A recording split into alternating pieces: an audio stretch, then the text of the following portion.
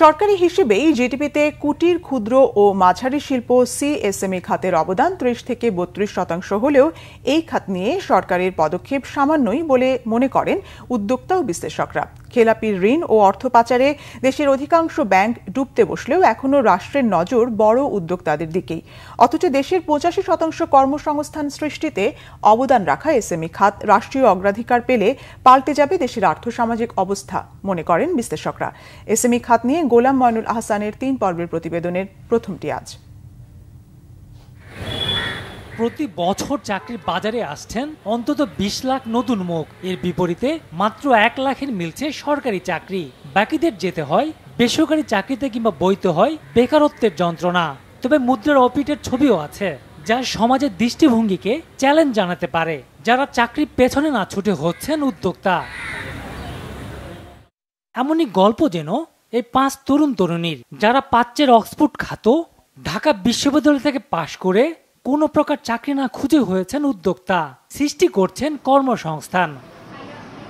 Chemistry যেটা হয়েছে যে প্রথমত আমরা বিশ্ববিদ্যালয়ের শিক্ষার্থী থাকার সময় আমরা একজন আরেকজনকে চিনতাম, তো তখন থেকেই আমরা কিন্তু একটা ভাই ব্রাদার রিলেশন বা বন্ধুত্ব যে সম্পর্কটা সেটা আমরা ওই সময় গড়ে তুলতে পেরেছি।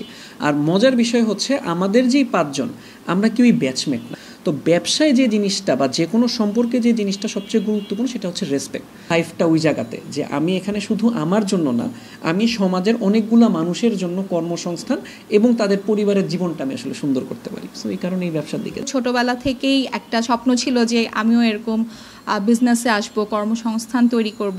যেহেতু ভাইদের সাথে একটা বন্ডিং আছেই, সো তখন আমি চিন্তা করলাম যে আচ্ছা ঠিক আছে, এই রিস্কটা নেই, যে আমি আসি দেখি যে কতটুকু কি করা যায়। তো আসলে এভাবেই ব্যবসায় ভাইয়াদের সাথে ইনভলভ হওয়া, যে ডিসিশনটা আমাদের সবার মিলে মনে হচ্ছে যে বেস্ট, আমরা সেই ডিসিশনটাই নিচ্ছি। ২০১৯ সালে শুরু উদ্যোগের কলেবর দিন দিন বাড়ছে, জানান তাদের স্বপ্নের কথা।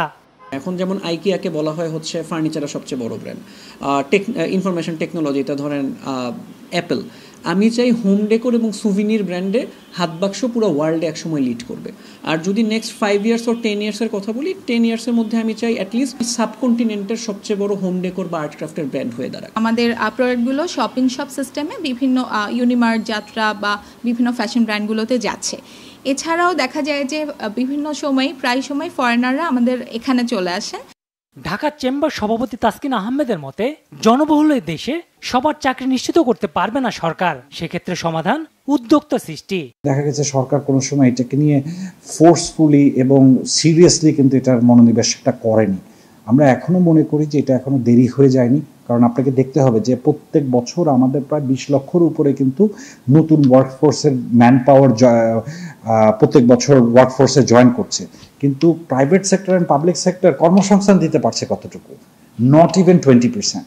আমরা তো দেখি যে যাদেরকে ৫০০ কোটি ১,০০০ কোটি টাকা দেওয়া হয়, অনেক টাকা অনেক দেখা যায় যে মিডিয়াতে যে মেরে দিয়ে চলে গেছে, বিদেশে পাচার হয়ে গেছে।